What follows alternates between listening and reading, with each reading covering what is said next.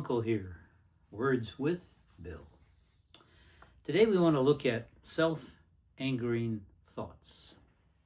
So the first step in developing anger management is to recognize those automatic hot thoughts that cause your anger, that are behind your anger.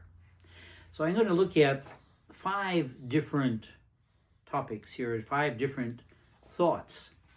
The first one is labeling. Of course, you never label anybody, right? Oh, so-and-so, he's angry, or so-and-so, they're a gossip, or so-and-so, we label them.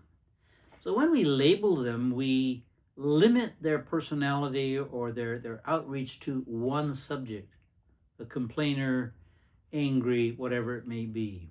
But each and every person is a lot more than that one characteristic that caught your attention.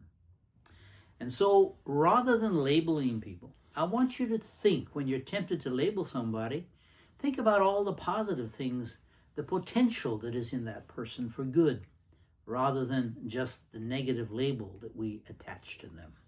So labeling is one of the first things we need to get rid of. We'll use labels like that jerk, that idiot, but we've limited them to one characteristic.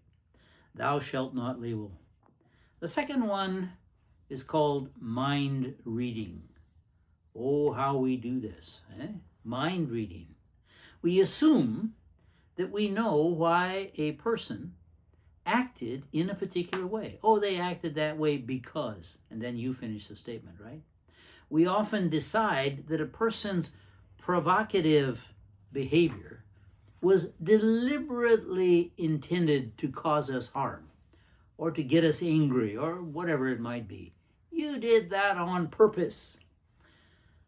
He knows I can't stand that. She is trying to drive me crazy. I think I've heard that quite a few times in my counseling office. All right, so labeling, mind reading. Catch yourself if you're doing it and stop. The third one we call fortune telling. So that is assuming that we know what is going to happen in the future. There's only one person who knows that. But we tend to pontificate and we tend to say, well, I know what's going to happen. So when we decide that just because something happened in the past, it will continue to happen, or when we can accurately predict what will happen, we are fortune telling. So here are some of the phrases we sometimes use when we're fortune telling. She will never change. She will always be that way. Or, there's no use trying. It's not going to work. Or, they will always be like that. He will always be like, she will always be like that. You're not even giving them a chance to prove that they can be any different. And here's a word that I didn't know even was in the English dictionary, but nevertheless, here it is. Catastrophizing. And that is where we exaggerate the importance of a negative event. So we take a little negative event, something that's happened, and we blow it up as though it's the worst thing that ever happened in life. We exaggerate. Rather than being mildly annoyed over something,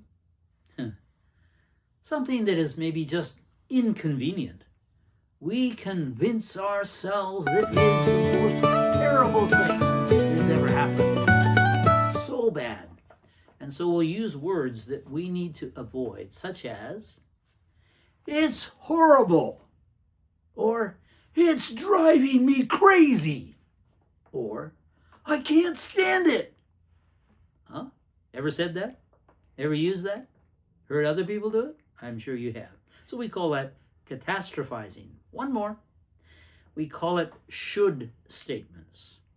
So that's where we take something that really is a preference and we make it into a demand. I would prefer this, but no, not just I would prefer it. It must be this way. I must have it this way. So we take a preference and we make it into a demand. I would like it to be. It must be. It should be. So what happens?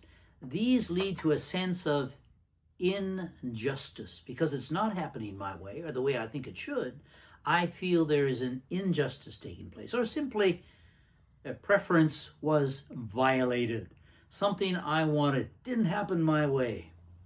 So we hear phrases like, it's not fair, or she shouldn't act that way, or she can't get away with it, and I'll make sure.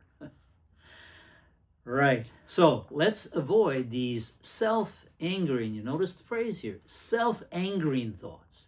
I become angry because I've generated these thoughts in my mind, in my heart. Let's not go there. This has been Bill Uncle. See you next time.